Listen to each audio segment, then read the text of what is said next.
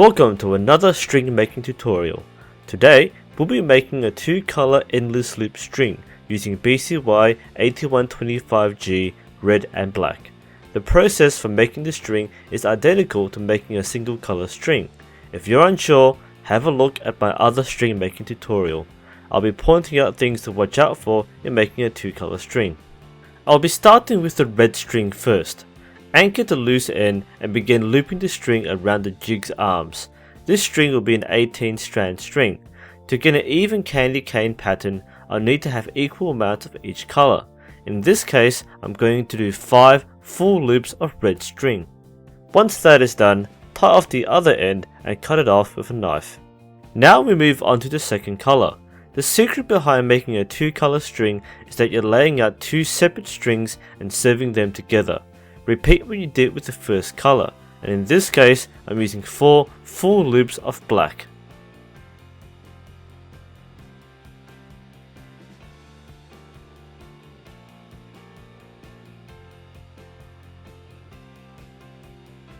As you can see now, I have 5 layers of red and 4 layers of black to make my 18 strand string. Throughout the rest of the process, it's essential to avoid tangling these colors together. Turn the arm around.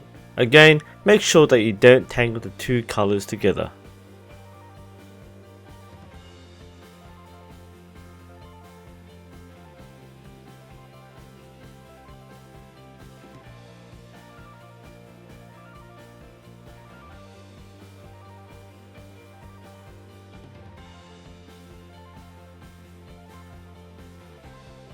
Although the string usually doesn't twist past the post, to make sure the colors remain separated, I use a string tool to separate them.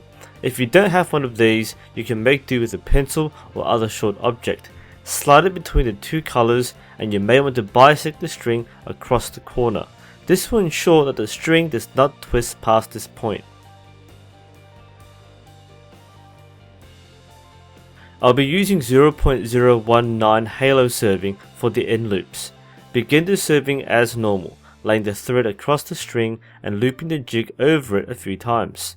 Slide the jig down to where the loop will begin, which I've already measured.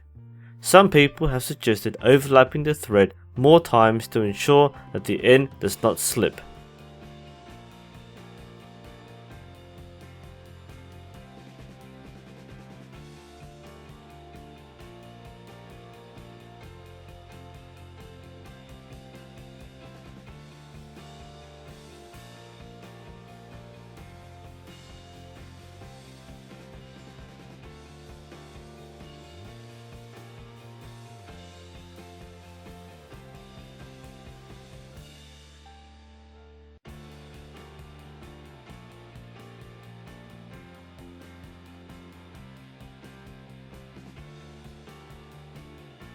As you probably know by now, spin to win. Keep on going until you reach where the loop will end. Note how the string is beginning to twist, forming the pattern that you're aiming for. We'll be removing these twists later, but for now it serves as a nice preview of things to come.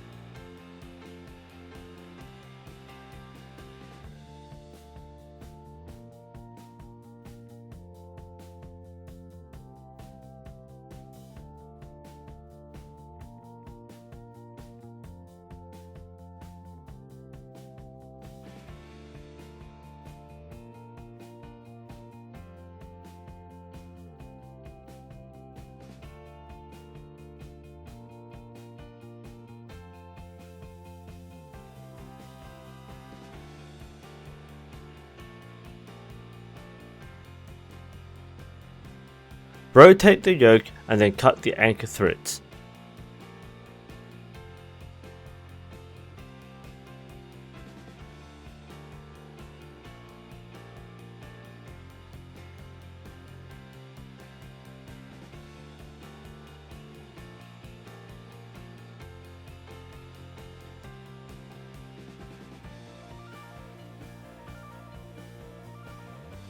As I said earlier, it's important to keep the colors separated so that the string comes out with a clean pattern.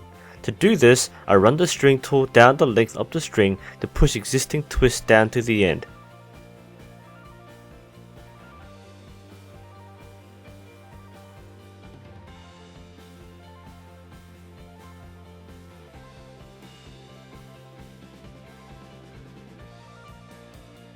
I do the same for the other side.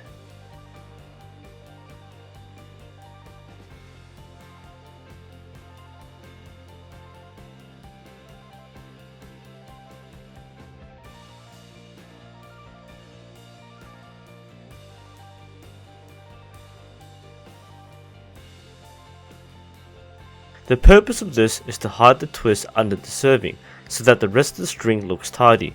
Once the twists are in place, serve the remainder of the loop. As usual, I prefer serving towards the end. Others have noted a preference for making two separate servings instead of continuing the same one, which is also an effective method.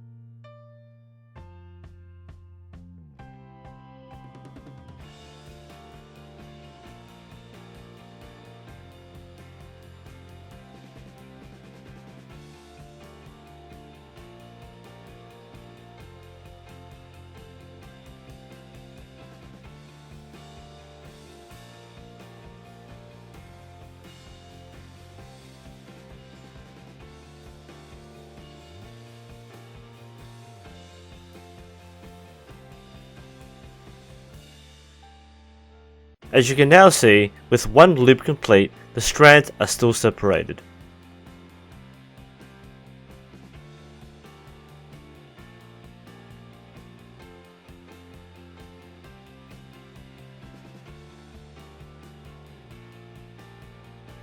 Now serve the second loop, remembering that this is the smaller of the two loops.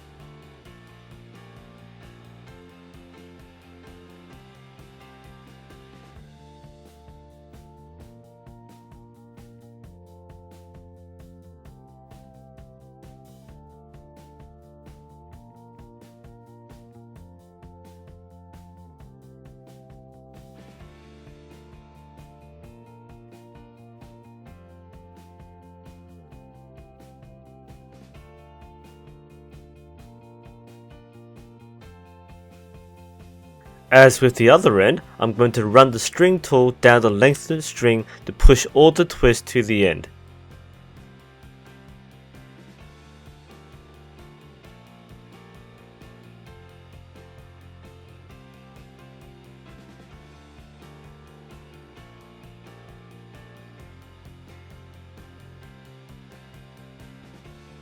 As you probably know by now, complete the end loop and spin to win.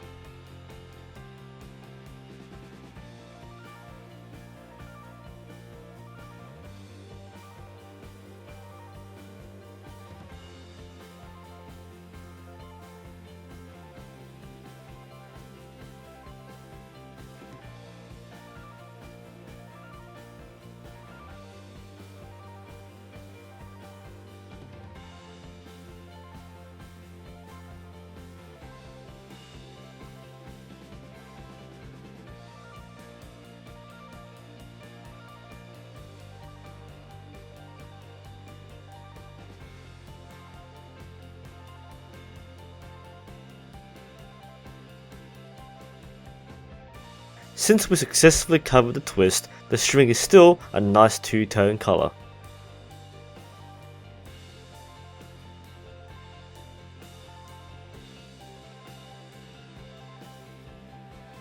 Now for the center serving. Normally I would do this on my bow, but I've pre-measured exactly what I need, so I'm going to do it on the jig.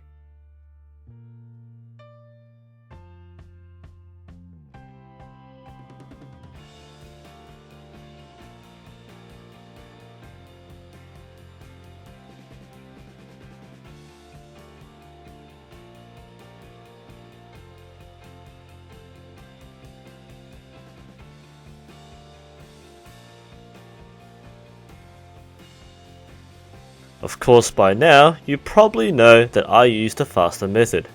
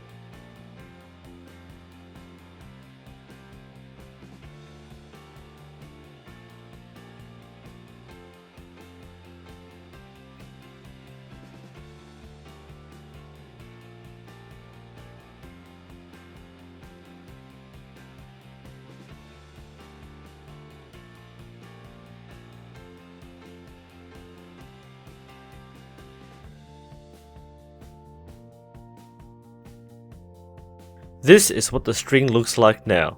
The colors are separate, but after twisting a few times, you have that nice two-tone look.